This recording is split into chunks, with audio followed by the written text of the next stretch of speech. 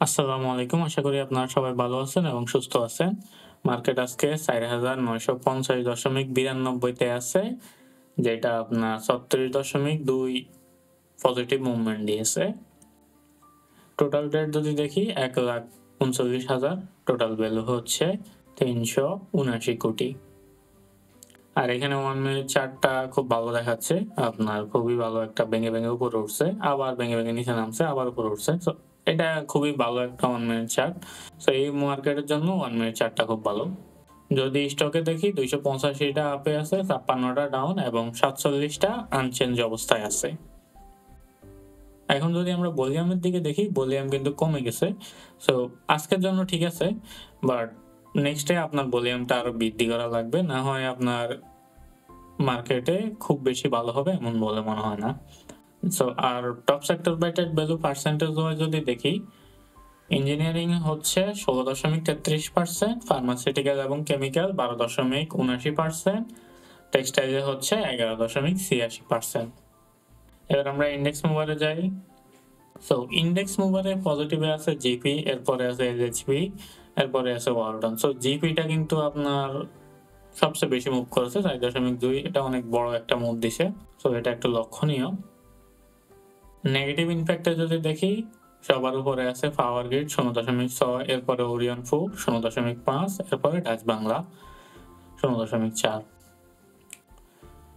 আর top stock যদি আমরা দেখি, এখানে নুরানি সবার উপরে, এরপরে জিরা বাংলা, এরপরে বিবিএস কেবলস।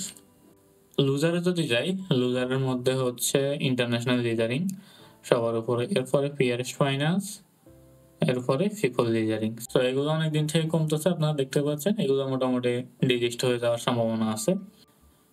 এখন আমরা ডিএসসিএক্স এ যাই। আজকের ক্যান্ডেলটা খুবই ভালো আমি বলি। আর সাথে যে ভলিউমটা আছে, এটা ভালো বলা যাচ্ছে না, বাট এই মার্কেটের সারে আপনার নেগেটিভ মার্কেট থেকে মাত্র উঠছে, ভলিউম এমনটাই থাকার কথা। আর এখানে দুইটা জিনিস বেশি লক্ষণীয়। একটা হচ্ছে আরএসআইটা আবার বৃদ্ধি পাচ্ছে, এবং সাথে যে হিস্টোগ্রামটা আছে, এটা আজকে বৃদ্ধি পায় নাই, বাট ২-১টা দিন সময় লাগবে এটা বৃদ্ধি পাওয়ার জন্য।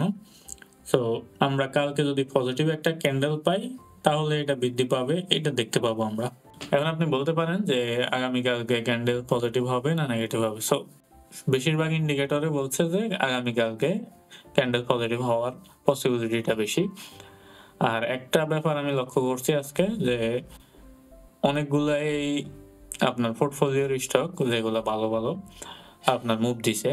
সো যখনই এভাবে একটা বড়সড় পরিসরে মুভ দেয়, তখন আপনার কিন্তু ওভারঅল মার্কেটটা পজিটিভ হয়। সো আশা করি আপনি এই ব্যাপারটা লক্ষ্য রাখবেন। সো এখানে বেক্সিমকো ফার্মার কথাটা বলতেছি। সো এখানে যে ক্যান্ডেলটা দেখতে পাচ্ছেন, এখন এখানে কিন্তু ভলিউমটা কমে যাচ্ছে নেগেটিভ ক্যান্ডেলের সাথে। এভাবে আরো ২-১ দিন যাবে, ভলিউমও কমবে।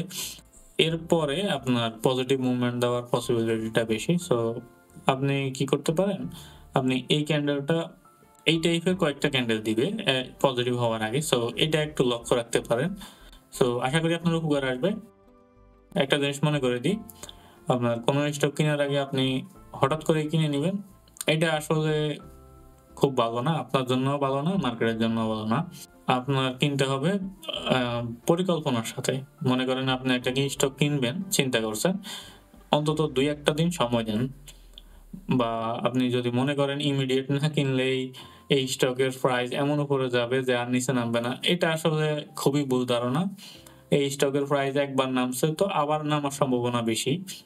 এমন খুবই কম হয় যে এই স্টকের প্রাইস আবার নামবে না, এটা খুবই কম হয়। সো আশা করি আপনি আমার কথার অর্থ বুঝে গেছেন। আজ এই পর্যন্তই। ধন্যবাদ সবাইকে। আসসালামু আলাইকুম।